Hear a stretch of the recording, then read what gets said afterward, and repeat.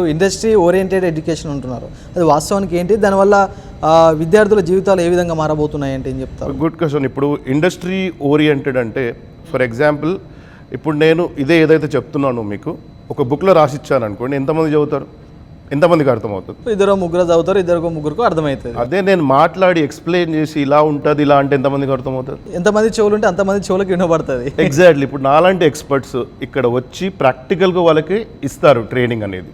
So obviously practical thinking, practical knowledge ఉంటే opportunities ఎక్కువ ఉంటాయి. ఏఐ కావచ్చు, సైబర్ సెక్యూరిటీ కావచ్చు, ఇన్వెస్ట్మెంట్ బ్యాంకింగ్, ఇలాంటి అనేక కోర్సులు విద్యార్థులకు డిగ్రీ లెవెల్లోనే ఎందుకు పరిచయం చేస్తున్నారంటే ఏం చెప్తారు? సో ఇప్పుడు మనం ఏమవుతుందంటే డిగ్రీ లెవెల్లో అని మీరు ఆలోచిస్తున్నారు.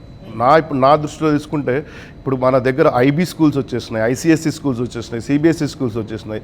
వాళ్ళకి ఇప్పటి నుంచి ఏఐ టీచ్ చేస్తున్నారు. సో అది మన స్టేట్ సిలబస్లో కొంచెం గ్యాప్ ఉంది. సో ఇప్పటి నుంచే మనం వాళ్ళకి స్టార్ట్ చేసి రెడీ చేసి 3 yearsలో they will become an expert in that particular subject. So సడన్గా ఒకటేసారి వాళ్ళ మీద వేసేస్తే it's becomes tough for them. ఇప్పుడు మీరు ఏఐ కానీ, సైబర్ సెక్యూరిటీ కానీ, ఇన్వెస్ట్మెంట్ బ్యాంకింగ్ తీసుకుంటే ప్రపంచంలో ఎన్ని కంట్రీస్ తీసుకున్నా మన దగ్గర ఆల్మోస్ట్ 3-4 years నుంచి స్టార్ట్ అయింది ట్రెండ్.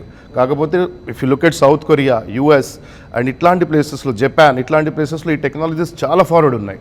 సో మనం ఇప్పటి నుంచి స్టార్ట్ చేస్తున్నామంటే ఇది already late, but this is the right time for them to start of, because ఇంకా లేట్ చేస్తామంటే కష్టం అవుతుంది.